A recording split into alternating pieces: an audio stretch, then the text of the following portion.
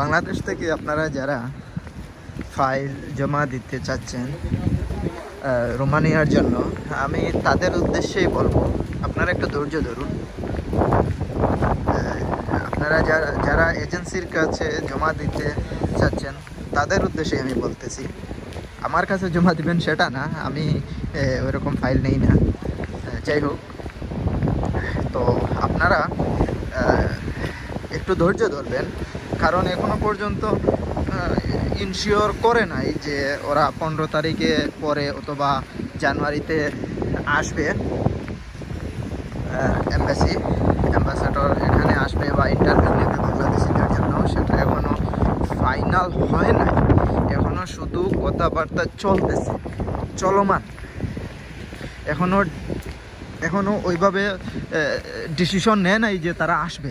যখন তারা আসবে অবশ্যই তাদের পেজ ফলো করে রাখেন, ঠিক আছে? দিল্লি রোমানিয়া এম্বাসি, তাদের ওয়েবসাইট, তাদের ফেসবুক, তাদের ইনস্টাগ্রাম, ঠিক আছে? এগুলো আপনারা ফলো করে রাখেন, আপনারা নিজেই আপডেট পেয়ে যাবেন। এবার বুঝতে পারছেন? আবার যারা বলবে আপনি আগে জমা দিলে আগে সিরিয়াল পাবেন, এটা একদম মিথ্যা কথা। এরকম যারা নিউজ দেবে আপনাদেরকে, মনে করবেন পুরাটাই একটা ফল্ট, ঠিক আছে? আপনারা ভুলেও এ কাজ করবেন না। যখন আসবে ওরা অবশ্যই দীর্ঘদিনের জন্যই আসবে, হ্যাঁ, দীর্ঘদিনের জন্য আসবে। সো আপনারা এত তাড়াহুড়া আগে দিয়ে দেব, আগে দিলে আগে পাবো, হ্যাঁ, এটা ভাববেন না, এটা ভুল।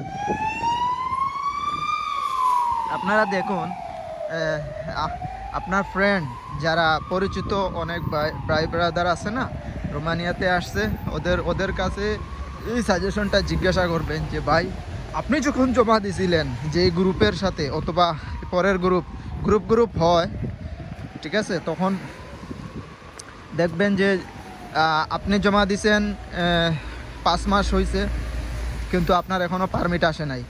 আমি জমা দিছি মাত্র 3 মাসে আমার পারমিট চলে আসছে, হ্যাঁ। আপনার অনেক পরে জমা দিয়েও আমি পেয়ে গেলাম আপনার আগে পারমিট। তো এই যে বিষয়টা, এই বিষয়টাতেই কিন্তু বোঝা যায় যে আপনি আগে দিলেই আগে পেয়ে যাবেন তা না, ওকে? এটা ডিপেন্ড করে অনেকটা ডিস্ট্রিক্ট এবং সিটির উপরে নির্ভর করে।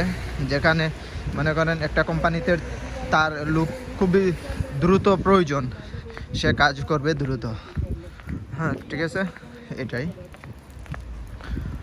তো আপনারা ধৈর্য ধরবেন, আপনারা তাড়াহুড়া করবেন না। আমরা বাংলাদেশিরা তাড়াহুড়ায় খুবই পারদর্শী, তাড়াহুড়ায় আমাদের রক্তের সাথে মিশে গেছে।